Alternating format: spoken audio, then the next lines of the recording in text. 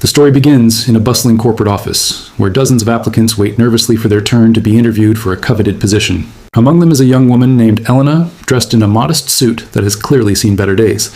She clutches her worn handbag with one hand and cradles her small child with the other. The baby, barely 2 years old, rests against her chest, wide-eyed and innocent, unaware of the tension that fills the room. Elena knows the risk she is taking by bringing her child to such an important interview, but she has no choice. Her babysitter canceled at the last moment, and she could not afford to miss this opportunity. The job she is interviewing for could change her life. It could mean stability, financial security, and a future for her little one. Still, as she steps into the waiting area, she feels the eyes of the other candidates on her. Some are curious, others disapproving, and a few whisper among themselves, questioning her decision to show up with a child. When her name is finally called, Elena straightens her shoulders and walks into the interview room. Inside, 3 panelists sit behind a long table.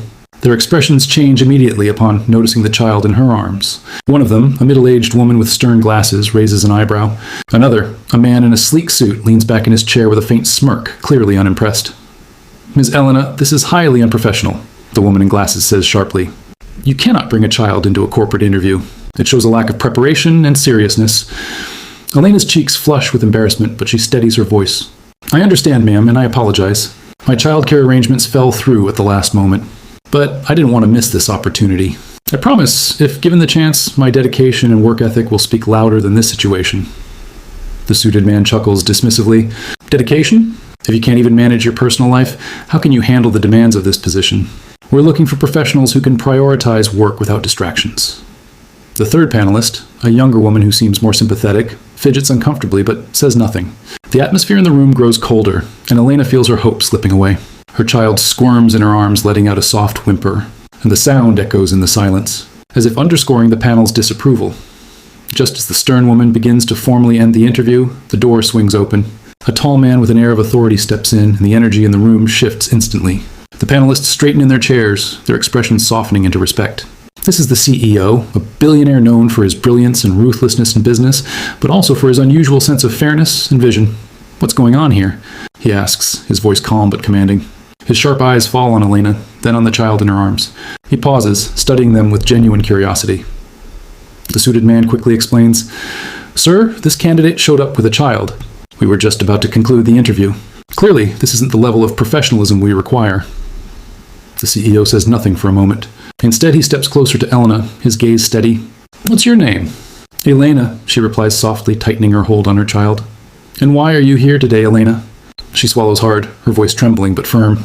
"Because I need this job, not just for myself, but for my child. I know it doesn't look ideal, but I couldn't afford to miss this chance. I'm capable, hardworking, and determined to prove myself. I just need someone to give me that opportunity." For a long moment, silence fills the room. The CEO's expression remains unreadable, but then, to everyone's surprise, he smiles faintly. He gestures toward the panelists. "So, you were going to reject her because she showed up with her child?" The woman with glasses stiffens. "Sir, it's a matter of professionalism. We have to set a standard." "Professionalism?" the CEO repeats, his tone sharp now. "Or prejudice? I see a mother who refused to give up, who refused to let circumstances stop her. If she has this kind of determination just to attend an interview, imagine the kind of persistence she'll bring to her work." The panelists exchange nervous glances, unsure of how to respond. The CEO turns back to Elena. "You remind me of my own mother. She raised me on her own, worked 2 jobs, and often had to bring me along because she couldn't leave me anywhere else. People judged her too, but without her strength, I wouldn't be where I am today." Elena's eyes widen, and tears threaten to spill. The baby, sensing the shift in emotion, nestles quietly against her shoulder. The CEO continues, his voice firm. "I don't care if the rest of you think it's unconventional. This is exactly the kind of resilience and courage I want in my company. Elena, you're hired." The room falls silent again, but this time in shock. The panelists, who had moments ago dismissed her, are now forced to accept the CEO's decision. Elena, overwhelmed with relief, whispers, "Thank you." "Thank you so much." The CEO nods. "Don't thank me. Thank yourself for not giving up." He looks at the child and smiles gently. "And maybe one day, your little one will see how strong their mother was, standing tall even when the world doubted her." From that moment, Elena's life changes. The job offers her not just financial stability, but also dignity and self-respect. She proves herself time and again at the company, rising through the ranks, her work ethic silencing every critic.